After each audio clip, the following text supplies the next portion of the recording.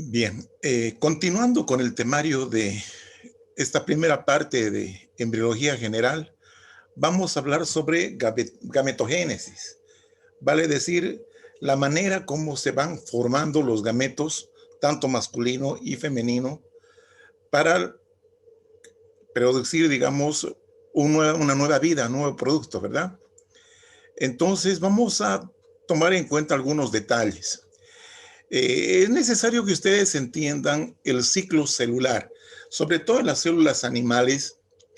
Las células cumplen un ciclo para su reproducción.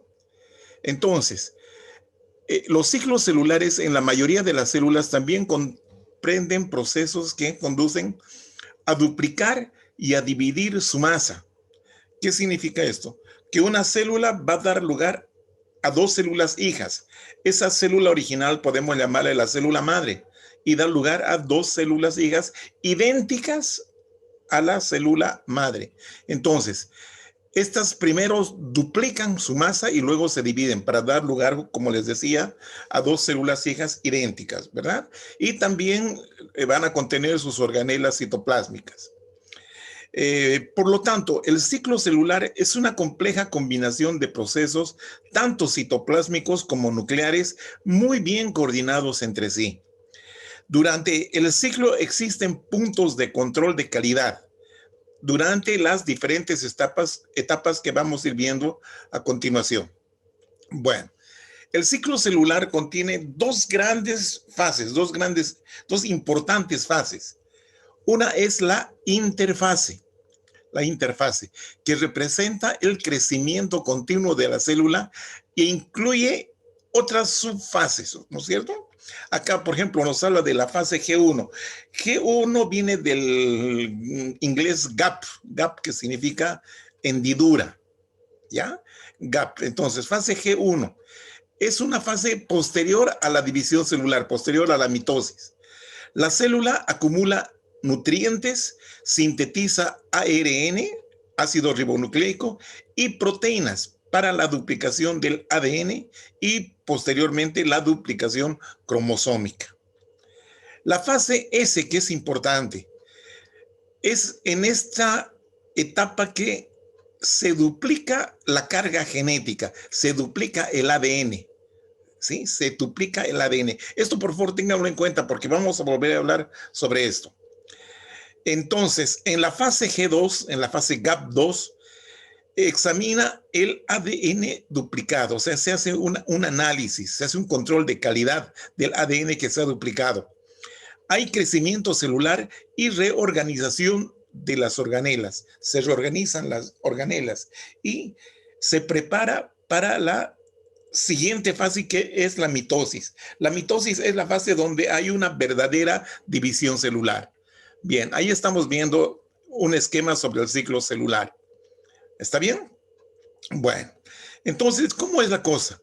Una célula que podemos decir, entre comillas, esté en reposo, se prepara para la duplicación cromosómica.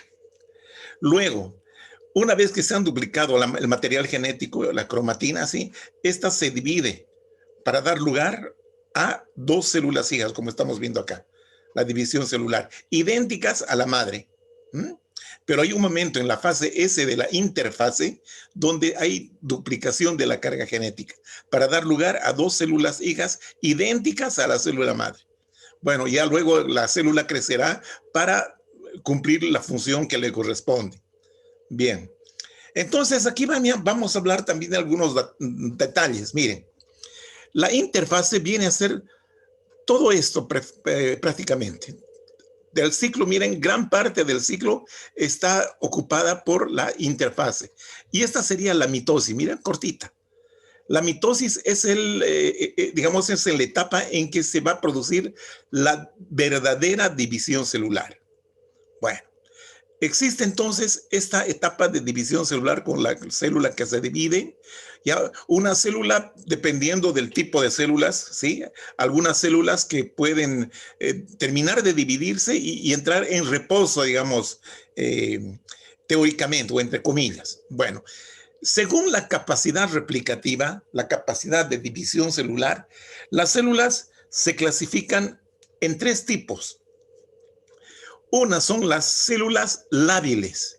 Las células lábiles son las células que constantemente se están dividiendo, como ser las células de epiteliales, por ejemplo. Constantemente se dividen, no paran de dividirse. ¿Ya? Acá las células siguen funcionando, jamás salen del ciclo. ¿Ya?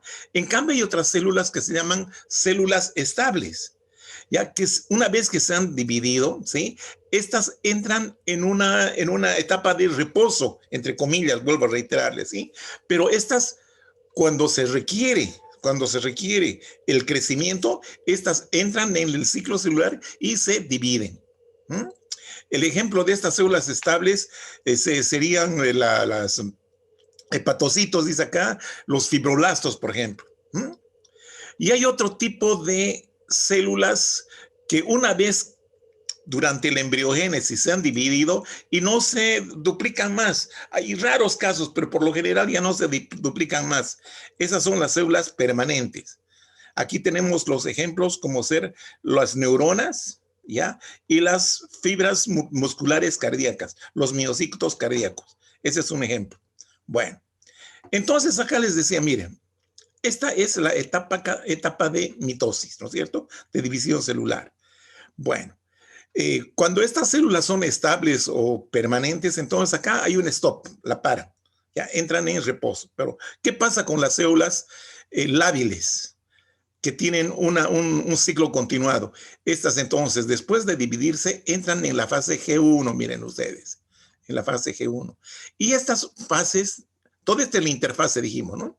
Existen puntos de restricción, puntos de control, control de calidad. ¿Ya? Entonces, después de la fase G1 viene la fase S. ¿Ya? La fase S significa síntesis, S de síntesis. Es donde el material genético, la cromatina, se duplica. Bien, entonces acá miren, antes de entrar plenamente a la fase S, hay un control del daño del DNA, ¿sí? El punto de control, digamos, G1S. Acá entonces se analiza, ya se hace un escrutinio del ADN para ver si está bien, porque si está mal, lamentablemente esta célula estará predestinada a morir, ¿ya? Bueno, entonces en la fase S dijimos que se duplica el material genético, ¿sí? Se duplica la cromatina, el DNA. Y una vez que ha terminado de duplicarse, entra a la fase G2, donde la célula se prepara para la nueva división celular. Y así va el ciclo, continuamente. ¿Ya? Pero hay que tener en cuenta que hay tres tipos de células según su capacidad replicativa: lábiles, estables y permanentes. Bien, ahí estamos viendo nuevamente los puntos de control. ¿Ya? Aquí está la fase de la mitosis, ¿sí? Luego tenemos la fase G1, que dura aproximadamente entre 9 y 12 horas. La fase S entre 7.5 y 10 horas. La fase G2 entre 3, 5 y 4.5. Entonces ahí tenemos, ¿no? Los puntos de control, ahí están con estas banderitas. Ahí entonces, algunas células que ya se han dividido entran en la fase G0. Esa fase G0 es una fase de reposo, como les decía, entre comillas. A pesar que las células nunca duermen, nunca están tranquilas, están funcionando de alguna manera. Pero acá, digamos, no pierden, sino detienen su capacidad replicativa. Entonces, miren, a este nivel, antes de ingresar a la fase G1, hay un punto de control si hay daño del ADN. Acá también tenemos entre la fase G1 y la S otro punto, ¿no? De control. Otro punto. Aquí si la célula está dañada o el ADN está alterado, bueno, ahí entonces se para esto, ¿no? Y se acaba el ciclo celular para esta célula. Bueno, acá tenemos el punto de control del ADN. ¿Qué es lo que sucede en la fase S? Tiene que haber duplicación del ADN. Pero acá, digamos, se controla si se ha duplicado o no. Si no se ha duplicado, entonces fuera, no va más. Aquí tenemos otro punto de control del daño del ADN antes de entrar a G2. ¿Ya? Y un último punto antes de entrar a la división celular ya efectiva. ¿ya? Y luego otro punto de control cuando terminan de dividirse, ¿sí? Los cromosomas se dividen, ¿no es cierto? Se separan los cromosomas. Entonces, esto es muy importante para que la célula sea perfecta, para que la célula sea perfecta. Y eso es lo que se espera, ¿no? Bien. Entonces, habíamos hablado de la fase, de la interfase, que es la más larga, digamos, ¿no? Y tenemos luego la fase de división efectiva, ¿no? La mitosis. Es el proceso mediante el cual una de las células se reproduce en células hijas, idénticas genéticamente. Cada célula hija recibe un total de 46 cromosomas, o sea, vale decir 23 pares, 23 pares. De esos 23 pares, 22 pares son autosomas, cromosomas somáticos, y 2 de esos cromosomas son cromosomas sexuales. En el varón es XY y en la mujer XX. Entonces, hay 44 autosomas y 2 cromosomas sexuales. Son 23 pares. Eso significa un número de 46 en total. Si sumamos los dos juegos, en realidad son cromosomas homólogos, son dos juegos de cromosomas. 44 pares, por eso son pares, 44 autosomas y 2 cromosomas sexuales, 23 pares. Entonces, aquí vamos a comentar una situación que es importante que conozcan. Bien, ¿qué pasa en las fases de la mitosis? Hay también subfases. ¿eh? Hay también subfases acá. Entonces, la fase de la mitosis incluye la división del núcleo, ¿no es cierto? Que el núcleo se mueve y se divide. Ese fenómeno se llama la cariocinesis. Y cuando es toda la célula la que se divide o lo que entra en funcionamiento, en cambios continuos, ¿sí? Se llama citocinesis. Cinesis es de movimiento del núcleo y tanto de la célula en general. Bien, ¿cuáles son las partes de la mitosis? Empieza por la profases, ¿ya? Cuando llegan y ustedes saben, cuando llegan a la mitosis, ya tenemos la carga genética duplicada. Tenemos el doble de carga genética, ¿sí? Eso tengan en cuenta, por favor. Entonces, a la profase los cromosomas ya llegan replicados, duplicados, si ustedes quieren. Se condensan y se tornan visibles. Hay una condensación de estos cromosomas.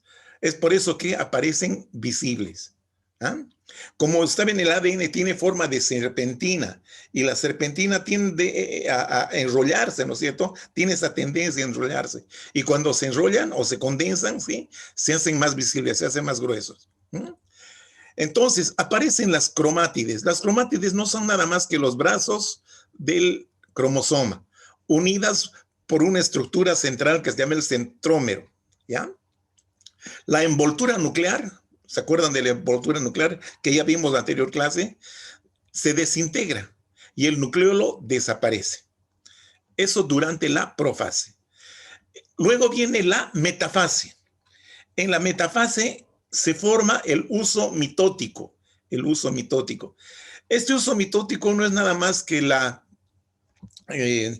aparición de una especie de cuerdas, llamemos así, que no son nada más que microtúbulos, elementos del citoesqueleto, ¿no? Entonces, estos se insertan en los centrómeros y sirven para traccionar, dando lugar a la separación de los cromosomas. Vamos a ver esto, ¿sí? Entonces, se forma el uso mitótico compuesto por microtúbulos y los cromosomas se dirigen hacia la zona ecuatorial de la célula. Esto de la zona ecuatorial es como el mundo, ¿no? El mundo, el globo terráqueo, ¿ya? La parte central es la zona del ecuador, ¿no es cierto? Entonces, se van a ese nivel, por eso se llama la zona ecuatorial de la célula, ¿ya? Luego viene la anafase. Comienza la separación de las cromátides hermanas, de los cromosomas homólogos, eso significa, ¿no? Y son arrastradas hacia los polos, o sea, de la línea ecuatorial son arrastradas, traccionadas hacia los polos. Y en la telofase hay reconstrucción de la envoltura nuclear alrededor de los cromosomas. Los cromosomas se desenrollan, ¿sí? Y los nucleolos reaparecen. Aquí comienza la citocinesis, ¿ya? Entonces acá ya la célula se va a dividir, se divide totalmente. Bueno, esto es lo que vamos a ver ahora, miren. Esto es una especie de resumen. Aquí vemos el interfase. ¿Qué hemos visto en la interfase? La fase G1, la G2, la G1, la S y la G2. Ya, donde el hecho más importante en la interfase es la duplicación de la cromatina. Perfecto. La cromatina está duplicada. Es el doble de material genético de lo que tiene una célula normal. Luego entramos a la mitosis. En la mitosis, la profase, los cromosomas se condensan. Ya, la membrana nuclear desaparece. Ya, aquí estamos viendo, estos son los polos de la célula, ya, los polos. Aquí están unas estructuras llamadas los centriolos. Los centriolos. Estas cuerditas son microtúbulos en forma de huso. Huso quiere decir que tiene una forma alargada. O sea, tiene extremos aguzados y la parte central ensanchada. El huso se llama eso, huso, ¿sí? Entonces, aquí vemos que los cromosomas se disponen en la línea ecuatorial, pero estamos viendo medio chueco, ¿no? Pero aquí están en la línea ecuatorial, ¿ya? En la telofase ya se van, no, perdón, vamos acá por acá, es la anafase, ¿sí? Acá vemos que se van traccionando los cromosomas homólogos, cada uno hacia uno de los polos, ¿sí? Estas de acá se van a este polo y estas de acá se van al otro polo. Eso en la anafase. Y en la telofase es donde ocurre la citocinesis. Miren, la célula está empezando a comprimirse por acá, se comprime. Aquí hay restos de microtúbulos. Entonces, la célula se estrangula, si vale el término por acá. Entonces, van a quedar dos células independientes, dos células hijas idénticas a la célula madre. Entonces, esa es la mitosis, ¿sí? Aquí, entonces, la carga genética es idéntica al de la célula progenitora. Bueno, ahí estamos viendo la mitosis, de nuevo, ¿no? La célula madre, la profase, la condensación, la metafase, donde se ponen en la zona ecuatorial, la anafase, donde hay la atracción hacia los polos, y aquí en la telofase, ¿no? Donde ocurre la citocinesis. Perfecto. Ahí estamos viendo, miren, en este esquemita. Ahí estamos viendo, miren cómo se separan. Ahí está. Y se dividió la célula. Ahí se dividió la célula. Perfecto. Ahora, la meiosis. La meiosis tiene digamos, sus particularidades, la meiosis. Bueno, es una división celular reduccional. En la mitosis dijimos que es una división celular donde las células hijas son idénticas a la madre, con la misma carga genética. ¿Está bien? La meiosis es una división reduccional que solamente se realiza en las células germinales, vale decir, en los espermatozoides en el varón y en el óvulo en las mujeres. Comprende dos divisiones nucleares secuenciales o sucesivas, seguidas de divisiones celulares. ¿Ya? No hay fase S entre las dos divisiones. Eso vamos a ver, no hay fase S. Entonces, no hay fase S entre las dos divisiones. Por lo tanto, la meiosis involucra dos tipos de división, la meiosis 1 y la meiosis 2. En la meiosis 2 es donde no hay fase S, ¿sí?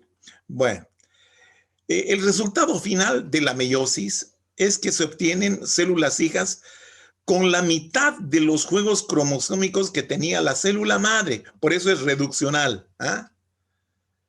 Se obtienen células con la mitad de la carga cromosómica que tenía la célula madre, pero cuentan con la información completa para todos los rasgos estructurales y funcionales del organismo al que pertenecen. Bueno, entonces, ¿por qué este tipo de división se lleva en las células germinales? Porque la célula germinal masculina, el espermatozoide, y la femenina, el óvulo, están predestinadas para fecundar y conducir a la formación de un nuevo ser, ¿no es cierto? Ese nuevo ser tiene que tener una carga completa de 46 cromosomas, 23 pares. Entonces, ¿por qué es reduccional? Porque tiene cada célula, cada gameto tiene la mitad, ¿no es cierto? La mitad del masculino con la mitad del gameto femenino se suman y forman el número normal de células. Miren, esa es la idea. Ya, de otra forma, pues seríamos fenómenos, ¿verdad? Pero bien, sigamos. La meiosis se produce siempre que hay un proceso de reproducción sexual. La meiosis permite generar diversidad genética. Ya, o sea, vale decir que tenemos aspectos tanto del padre como de la madre, muchas cuestiones de la familia, ¿no? Que uno puede expresar, ¿sí? Fenotípicamente, como se llama así, ¿verdad? Entonces, durante la meiosis se produce un intercambio de material genético que se llama la recombinación genética, que lleva a la formación de unas células hijas diferentes entre sí y también diferentes respecto a la célula madre, ¿no es cierto? A la célula original, ¿ya? Entonces, esto es importante. ¿Ah? Gracias a esta recombinación genética hay una especie de que los genes se barajan y se distribuyen entre los cromosomas que están en juego. Entonces, nadie tiene, digamos, un genoma idéntico al otro, no. Hay variabilidad genética, justamente para expresar las particularidades en cuanto a sexo y en cuanto a rasgos físicos, ¿no? Del padre o la madre. Bien. Entonces, vamos a las fases de la meiosis. Previo a la meiosis 1, o sea, antes de que ocurra la meiosis 1, hay un periodo de interfase idéntica o similar al de la mitosis, una interfase, donde hay duplicación del material genético, ¿sí? Duplicación del material genético de la célula madre, como una mitosis misma. Pero no se olviden que la meiosis tiene como resultado final una división que reduce el número de células, ¿sí? Entonces, cada juego está representado por 23 cromosomas, ¿no es cierto? 23 cromosomas que están en pares, ¿verdad? Si sumamos 23 pares son 46, pero bueno, dijimos que son 44 autosomas y 2 cromosomas sexuales. Entonces, el número normal de una célula vendrían a ser 2 juegos, por lo tanto se dice 2N, o sea, diploide. Es una situación de diploidía, una célula diploide. Quiere decir que tiene 2 juegos de cromosomas. Eso es lo normal. ¿Ya? Entonces, acá, obviamente, un cromosoma viene del padre y un cromosoma viene de la madre. Perfecto. Bueno, genes de la madre y genes del padre. Bien.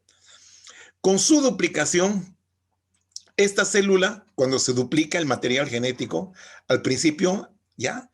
Esta célula pasa a tener 2 copias, o sea, 2 copias de cromosomas homólogos. O sea, tiene 4 juegos, ¿ya? 2 copias de cada uno de los padres, 2 del papá, 2 de la mamá, ¿ya? Porque hay duplicación, ¿no es cierto? Previa a la meiosis 1, hay duplicación. Por lo tanto, tenemos 4 juegos, ¿ya? Entonces, el resultado es el establecimiento de un solo miembro de cada par cromosómico, ¿ya? Miren, más quiero que me entiendan esto. Son 4 juegos, ¿ya? 2 del padre y 2 de la madre, ¿de acuerdo? De acá es importante tener en cuenta, sobre todo, al final de la meiosis, que cada célula tenga un solo juego, o sea, 23 cromosomas, 22 autosomas y un cromosoma sexual. X si va a ser varón perdón, XX si va a ser varón, XY si va a ser mujer, ¿ya? Entonces, un solo juego se llama un número haploide, ¿ya? Haploide. Eso es la mitad de un juego cromosómico, haploide, ¿ya? En cambio, diploide es lo normal, 2 juegos, 2N. Acá haploide es uno solamente, ¿sí? Un solo juego. Vamos a entender más, vamos adelante. Bien, la meiosis 1 también tiene su profases 1. Los cromosomas se condensan y se unen entre sí, ya los cromosomas se unen, ya, para que se produzca el intercambio de material genético entre los cromosomas homólogos. Esto se llama la recombinación mitótica o recombinación genética, ya. No, eso no es problema. Entonces, ¿qué es lo que ocurre? Además, dice acá, la membrana nuclear o la envoltura nuclear desaparece y empieza a aparecer el uso meiótico. El uso meiótico. Es lo mismo que el uso mitótico, pero acá estamos en la meiosis. Entonces, el uso meiótico es donde se empiezan a establecer esas como cuerdas que les decía, que son los microtúbulos.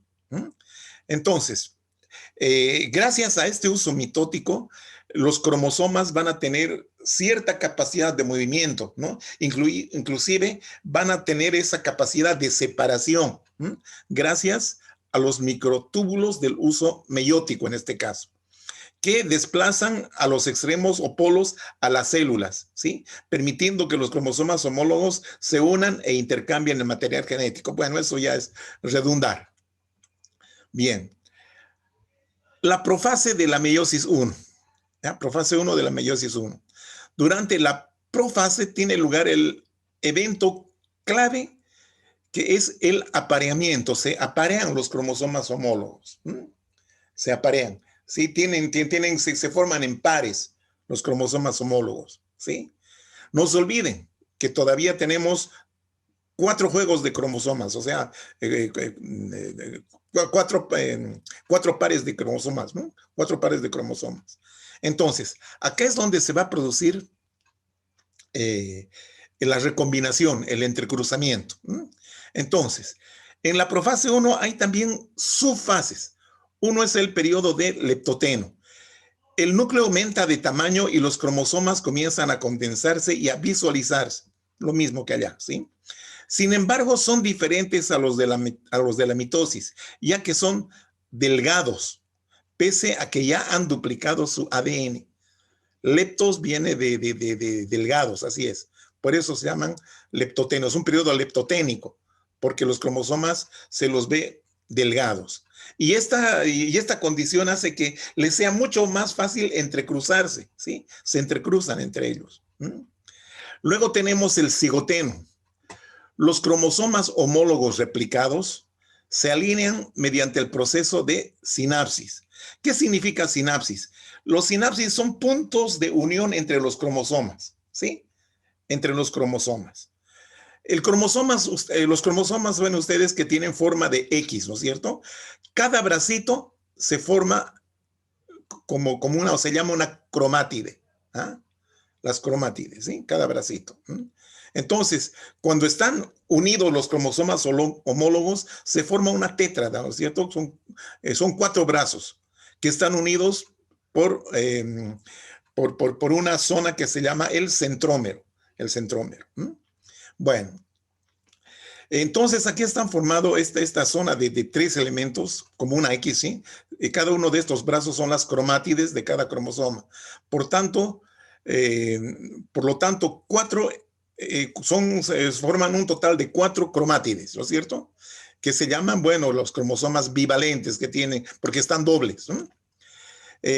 La sinapsis resulta de la formación del complejo sinaptotémico entre los cromosomas homólogos. Y aquí nos muestra el complejo sinaptotémico, ¿no es cierto? Aquí están los cromosomas homólogos, están acá mezclados entre sí, ya están apareados.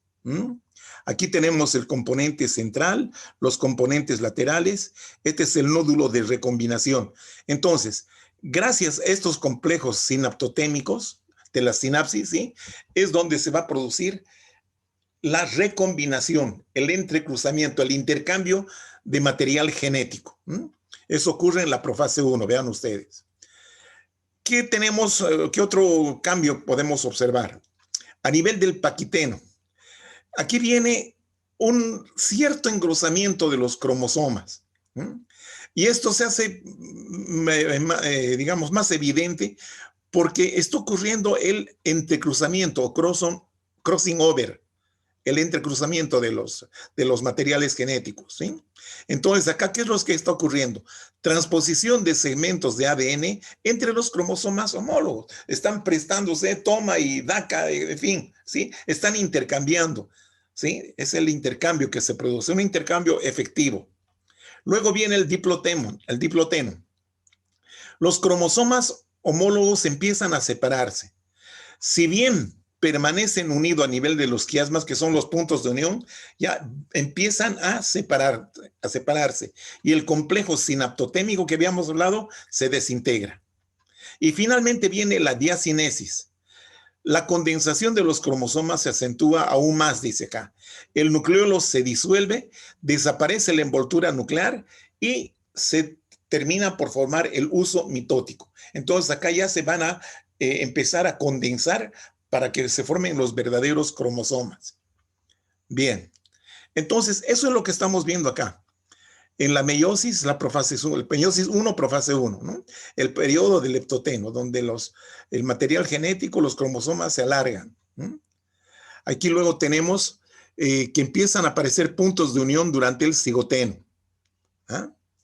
Luego tenemos el entrecruzamiento y la recombinación genética en el periodo de Paquiteno. Esto es importante que ustedes entiendan. Para que puedan, digamos, captar un poco mejor, vean ustedes, un cromosomo homólogo es de acá de color rojo y el otro es de color azul. Ahí están, azul, rojo, azul, rojo. Ya, cuando ocurre la recombinación, miren, entonces partes de uno se van con el otro. Entonces, ¿qué es lo que queda? Cromosomas que tienen material de un cromosoma homólogo y del propio. Lo mismo, han habido intercambio de material genético. Y aquí estamos viendo el nódulo de recombinación, ¿no es cierto? El complejo sinaptotémico que se llama esto. Estamos entonces volviendo a repetir un poquito lo que hemos visto. Pasamos a la metafase 1, seguimos en la meiosis 1. Los cromosomas de la célula se dirigen hacia la mitad de la célula, hacia la línea del ecuador, ¿no es cierto? Zona ecuatorial o placa ecuatorial o metafásica, como quieran llamarlo, por donde la célula se dividirá en dos. Los cromosomas homólogos se mantienen unidos por los quiasmas. Perfecto. Al final de esta metafase 1, los quiasmas desaparecen y los cromosomas se separan. Al final, ya al término de esta metafase 1, la envoltura nuclear desaparece y se forma el uso mitótico, ¿sí? Entonces, es importante eso para que los cromosomas puedan tener movimiento. Bueno, y finalmente tenemos la anafase y telofase 1. Son semejantes a los de la mitosis, excepto que los centrómeros no se dividen, los centrómeros permanecen, ¿no es cierto? Entonces, al final de las 4 etapas de la meiosis 1, tenemos como resultado 2 células hijas diploides, o sea, con los juegos completos de material genético. Eso ocurre en la meiosis 1, ¿ya? Aquí tenemos el resumen, ¿no es cierto? Profase 1, ¿sí? Ahí estamos viendo donde ahí empieza la condensación, desaparición de la envoltura. Aquí están los centriolos que van migrando hacia los polos. Luego en la metafase que los cromosomas se disponen en el ecuador, en la línea ecuatorial. Ahí están el uso mitótico, ¿sí? Los microtúbulos, los centriolos en cada polo. Aquí viene en la fase 1 la separación, ¿no? A cada extremo se va el material genético y luego viene la diacinesis, dando lugar a 2 células hijas idénticas a la madre, ¿sí? Esto es como una mitosis. Simplemente durante la profase hubo una serie de cambios y también en la metafase, ¿verdad? Que hemos visto, ¿no? Los diplotenos, paquitenos, cigotenos, etc. Bien.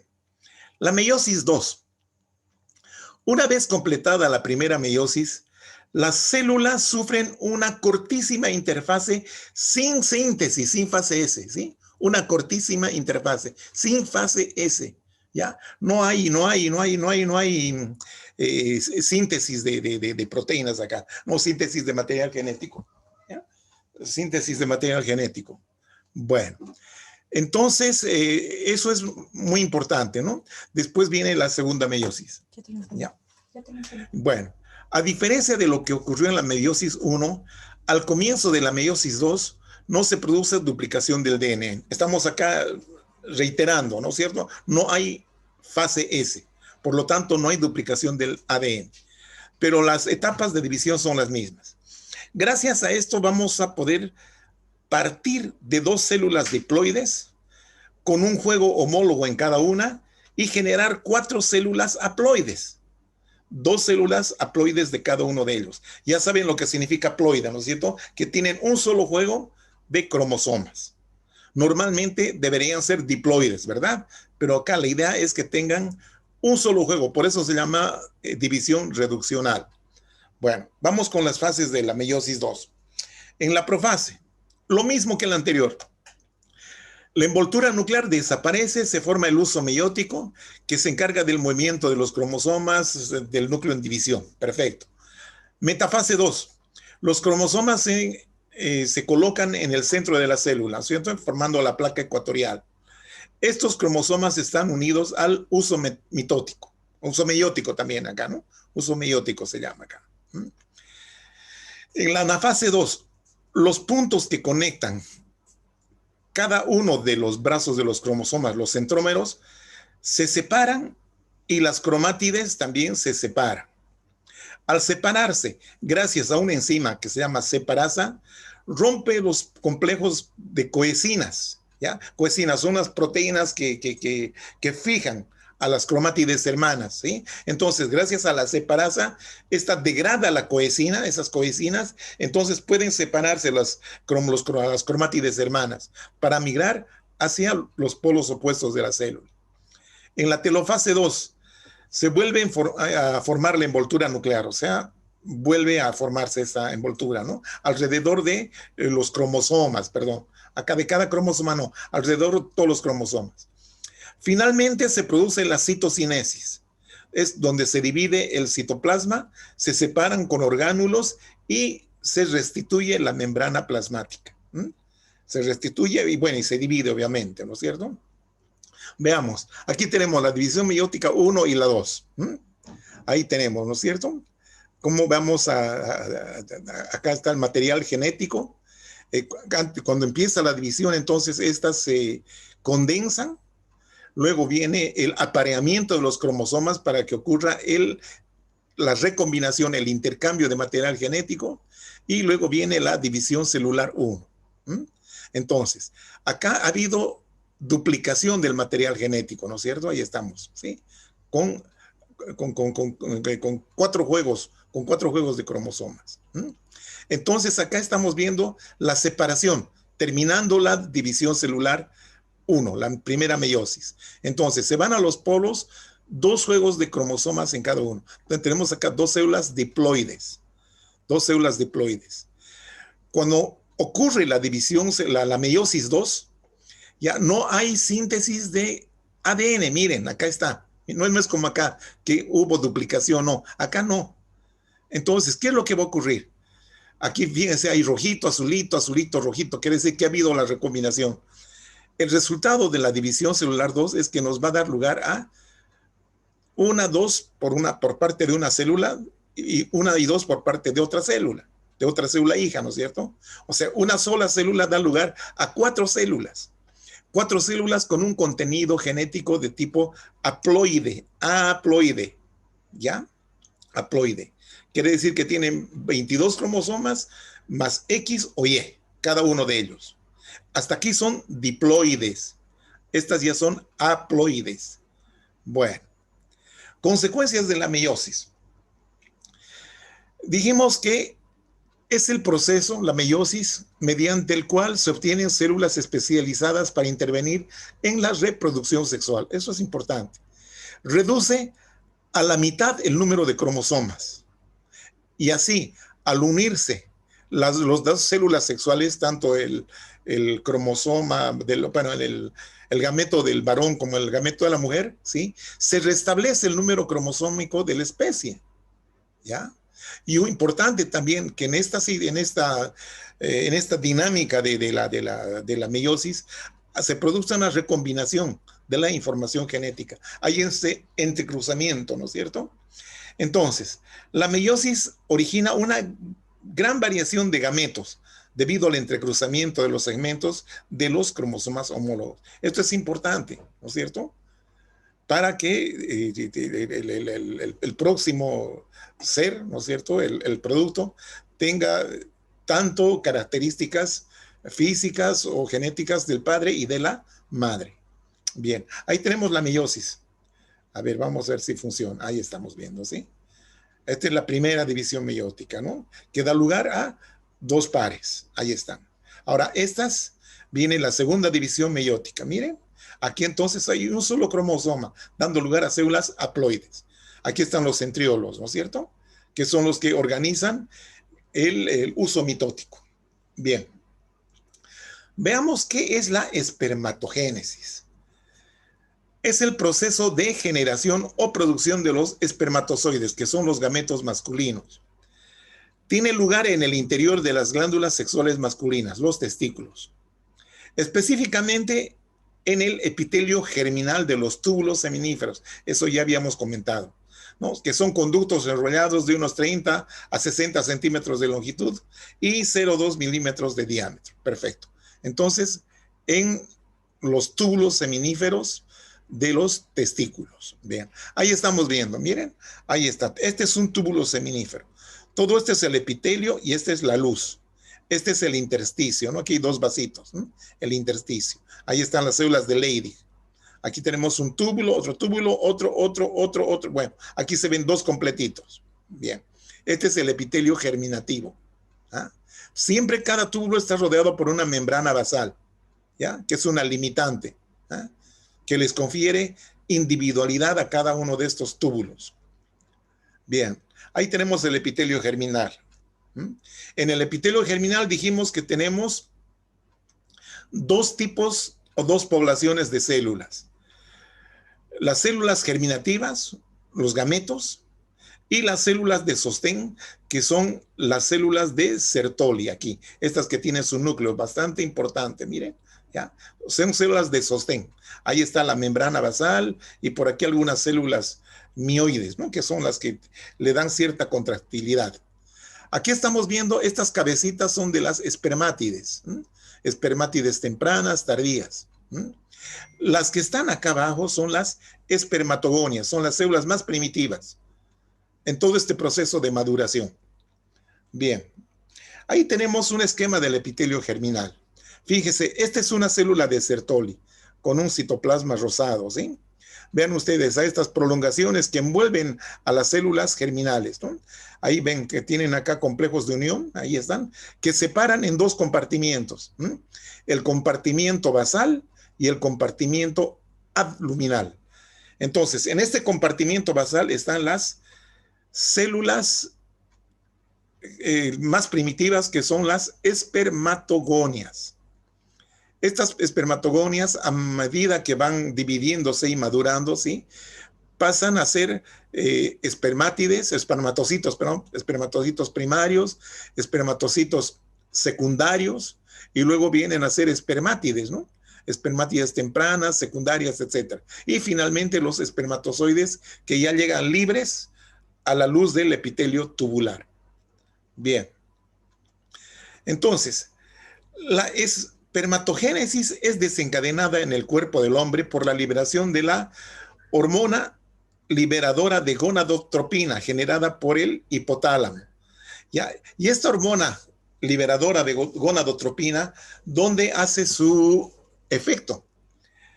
En la zona glandular de la hipófisis o en la adenohipófisis, donde hay unas células que se llaman las células gonadotrópicas, que liberan o producen las gonadotrofinas, ¿ya? Que son la hormona folículo estimulante y la hormona lúteo estimulante, ¿ya? Folículo estimulante y lúteo estimulante. Hormona lúteo estimulante o luteinizante también se llama. Entonces, todo este proceso de espermatogénesis consiste en un proceso sucesivo de mitosis y meiosis y tiene una duración total aproximada entre 62 y 75 días. Bien, todo esto responde a la producción de esta hormona que les decía, la hormona liberadora de gonadotropina, ¿ya? Las gonadotropinas. Y esto recién aparece en la época de la pubertad. Antes no, en la pubertad, ¿ya? Muy bien. Entonces seguimos. Las espermatogonias decimos que son las células más primitivas, ya que están en el compartimiento basal del epitelio germinativo, ¿no es cierto? Entonces, la espermatogonia entra en un periodo de crecimiento que dura aproximadamente 26 días y mediante mitosis se transforma en un espermatocito primario o de primer orden, espermatocito primario. Entonces, de espermatogonia se transforma en espermatocito primario o de primer orden. Este espermatocito de primer orden o primario entra en la primera división meiótica, originando los espermatocitos secundarios o de segundo orden. ¿Sí? Secundarios o de segundo orden. Espermatocito, espermatogonia, espermatocito primario, espermatocito secundario. Vamos en ese orden. Los espermatocitos de segundo orden o espermátides tempranas, dicen acá, entran a la segunda división meiótica, originando 4 células haploides llamadas espermátides. ¿Ya? Entonces, los espermatocitos secundarios o espermátides tempranas entran a la segunda división meiótica y originan 4 células haploides llamadas espermátides. Cada espermátide, ya estas espermátides o espermátides tardías también si ustedes quieren, entra en un proceso de metamorfosis, de cambio de forma, ya, o diferenciación, denominado espermiogénesis. Por favor, no confundan con espermatogénesis. Esta es otra palabra, miren, espermiogénesis, que da lugar a la conversión de espermátides en espermatozoides. ¿Ya? Entonces, el paso de espermatocito primario hasta espermatozoide maduro requiere aproximadamente unos 48 días. En esta última etapa de espermiogénesis, ¿sí? Se da durante la maduración del espermátide para formar los espermatozoides maduros. Entonces, es en la última etapa de las espermátides, ¿no? De las espermátides tardías, que llaman allá, y forman los espermatozoides maduros. Entonces, estos espermatozoides maduros cambian de forma, presentan un flagelo que crece hasta su punto idóneo, o sea, que le permita cierta movilidad, ¿no? Y la célula adquiere una característica bastante particular, ¿no? Que tiene forma de un conito, forma puntiaguda. Entonces, para eso es necesario la reducción del citoplasma, el alargamiento de su núcleo central y el desarrollo de un elemento que es importantísimo que se llama acrosoma, que está en la punta de la cabeza del espermatozoide. En este momento, los espermatozoides se liberan al centro, a la luz del túbulo seminífero, listos para ser expulsados, ¿verdad? Bien, entonces acá vamos a resumir lo que hemos conversado. Aquí tenemos la espermatogonia, ¿sí? Diploide, crece, ¿sí? Y da lugar con esta división mitótica a espermatocito primario, ¿ya? Aquí viene la primera división meiótica, entonces entramos a espermatocitos secundarios o espermátides tempranas. Luego viene la segunda división meiótica, donde acá han visto ustedes que cada cromosoma se va con una célula, miren. Entonces, esta célula da lugar primero a 2 y después a otras 2. En total se suman 4. Y luego viene el proceso de espermiogénesis, donde maduran y se diferencian en espermatozoides. Entonces, esta línea se denomina espermiogénesis. Muy bien. Ahí estamos viendo, miren cómo se transforma el espermátide, ya cómo va transformándose, cómo va produciéndose la metamorfosis, ¿no? El cilio cada vez se hace más largo y más grueso para convertirse en flagelo. Las mitocondrias se colocan acá, ¿no? En la zona del cuello. Aquí está la cabeza, ¿sí? Aquí en la punta, ¿sí? Se va a formar el acrosoma, el acrosoma. ¿Mm? Bueno, y aquí tenemos ciertos cortes, ¿no? A cada nivel del flagelo. ¿Mm? Entonces, esta es la cabeza, esta es la pieza intermedia, el cuerpo y la cola. ¿Mm? Bien. ¿Qué pasa con la mujer? En la mujer ocurre la ovogénesis. Es el conjunto de procesos de formación del óvulo, el gameto femenino. La ovogénesis solo tiene lugar en las mujeres y se lleva a cabo en los ovarios. ¿En qué parte de los ovarios? En la parte más superficial que se llama corteza ovárica, donde hay masas diminutas de células primitivas llamadas folículos primarios, ¿sí? Que están rodeando justamente al ovocito, al futuro óvulo, ¿no? Y hacen como una bolsita protectora, como una capsulita.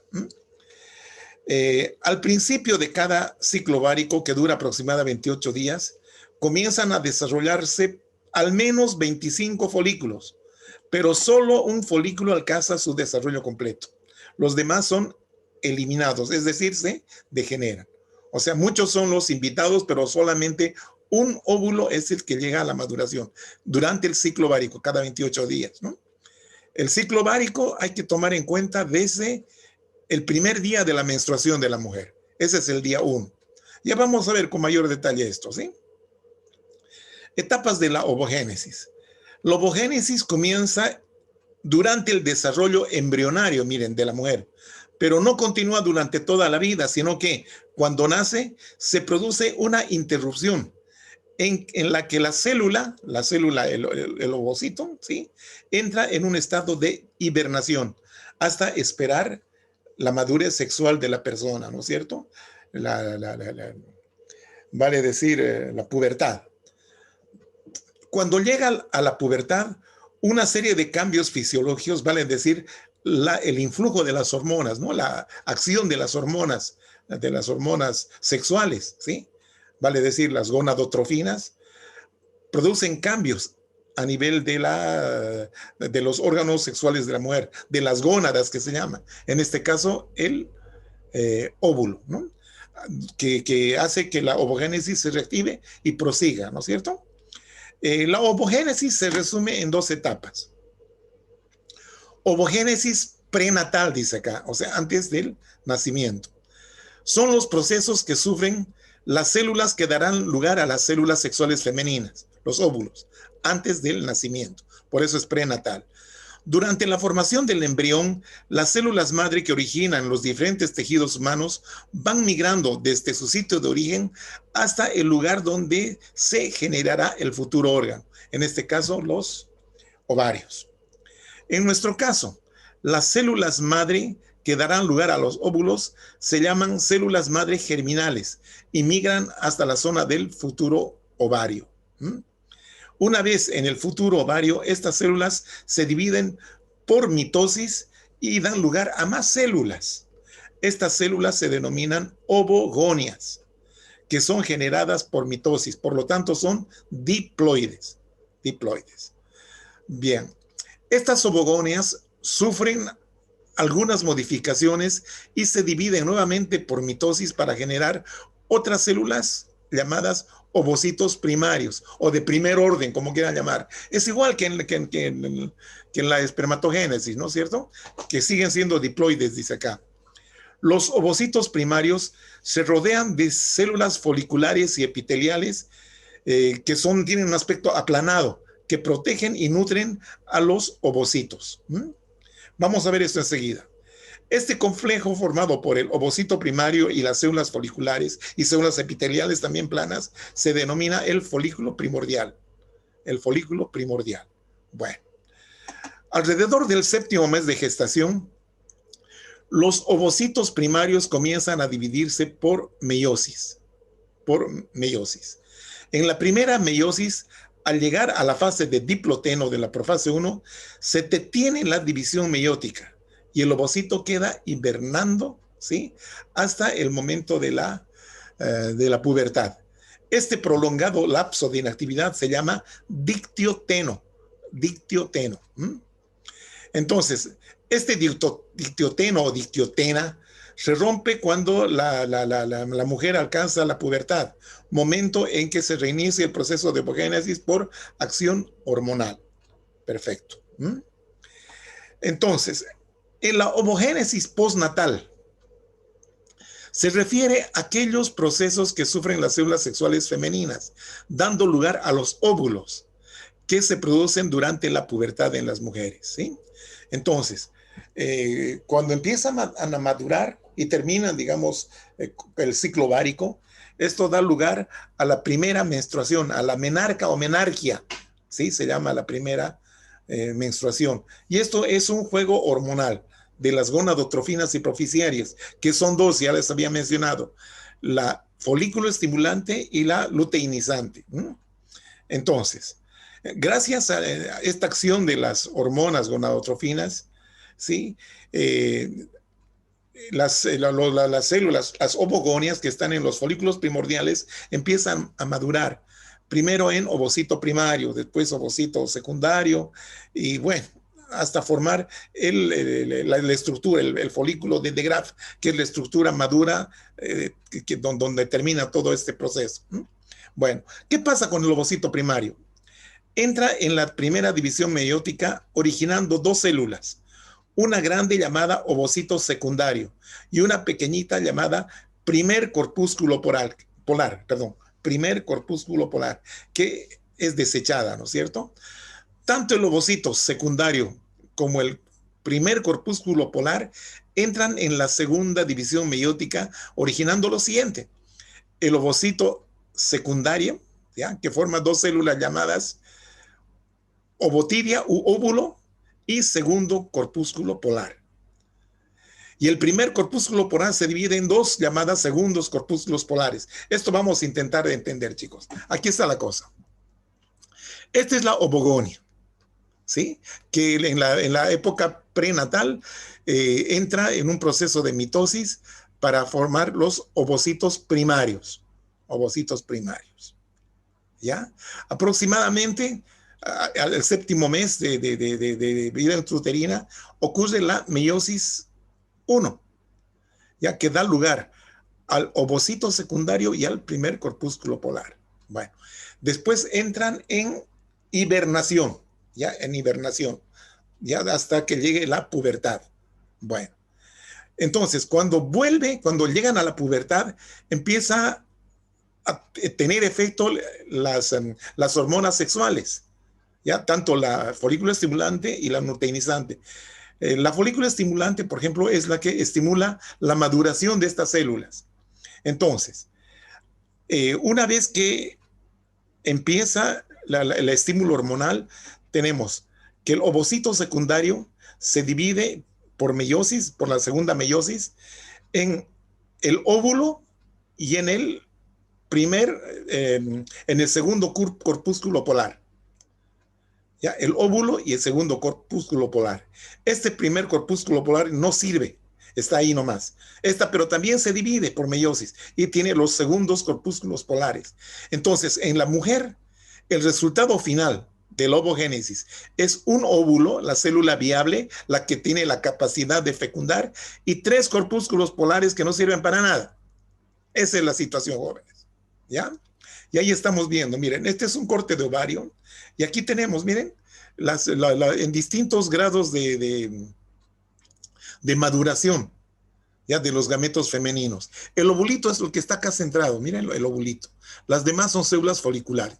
Aquí vemos, por ejemplo, el folículo primordial, donde está la célula más inmadura, ¿no? Que es el ovocito, ¿ya? Entonces, tenemos acá una capa de células foliculares que protegen, que encapsulan al ovocito, ¿ya? Luego viene el folículo primario, que empiezan a madurar, pero hasta por ahí nomás, ¿no es cierto? Tienen su membranita basal y las células empiezan a crecer. Bueno, Y después ya con la llegada de las hormonas, estas empiezan a proliferar cada vez más. ¿Ya? Aquí tenemos el folículo primario multilaminar. Y empiezan a aparecer estas cavidades llenas de líquido, que es el líquido folicular. Este es el folículo secundario. Acá siempre tenemos el óvulo, miren. Todo esto es el folículo, por favor. Todo esto es el folículo. Es un complejo, es una estructura bastante compleja. Y finalmente tenemos el folículo de De Graaf, el folículo de De Graaf, donde hay una gran cavidad que se llama la cavidad folicular o el antro folicular también se llama. Aquí está el óvulo rodeado por una capa de material glúcido que es la zona pelúcida, células foliculares que forman el cúmulus óforus, que está unido acá a una parte de la pared, miren, que son estas las células granulosas. Aquí vienen las células tecales, que ya son dependencia del estroma ovárico. Del estroma ovárico. Ahí tenemos, miren, el epitelio superficial. Estos son folículos primordiales. Esto es un folículo primordial. Todo esto es el estroma ovárico. ¿Ya? Estos son folículos primarios. Folículos primarios. Este de acá. Este es primordial. ¿Ah? Bueno, ahí tenemos folículos primordiales. Gran cantidad de folículos primordiales. Y acá un primario en maduración. Miren cómo se diferencia, ¿no? El grado de desarrollo. Folículo primario. Allí está el epitelio superficial del ovario. Ahí tenemos, mira, folículos primarios. Este es el que está, digamos, con una mayor estímulo, ¿no? Para su maduración. Entonces, esta maduración se lleva a cabo gracias al influjo de la hormona folículo estimulante. Folículo estimulante. Quiere decir hormona estimulante del folículo. En la mujer hace que los folículos maduren, pero también esa hormona folículo estimulante tiene su efecto en el varón. ¿Y cómo funciona en el varón la folículo estimulante?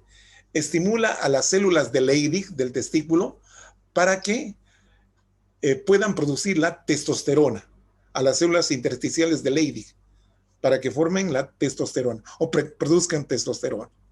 Bien, ahí tenemos un folículo secundario donde empiezan a aparecer estas zonas claras, ¿no? Que es zonas de acúmulo de líquido, ¿no? De líquido folicular. Aquí está el ovocito y esta es la futura zona pelúcida.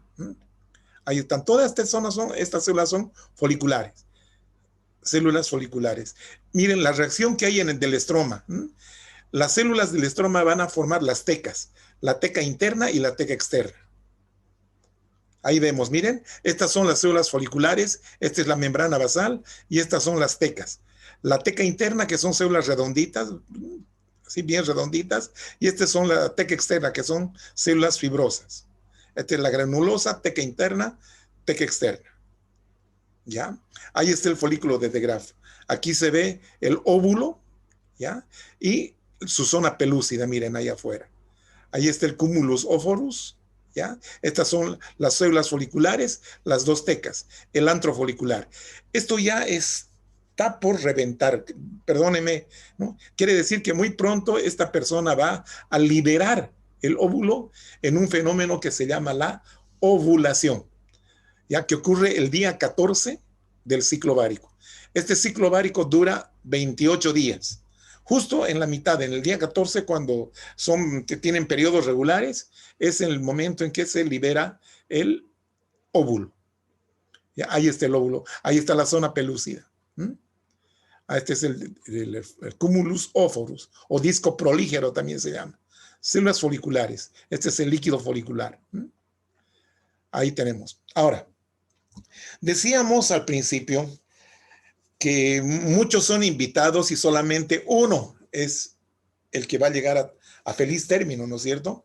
Entonces muchos entran en carrera, en competencia, empiezan a madurar, pero uno va a terminar completamente maduro y los otros entran en regresión, en degeneración.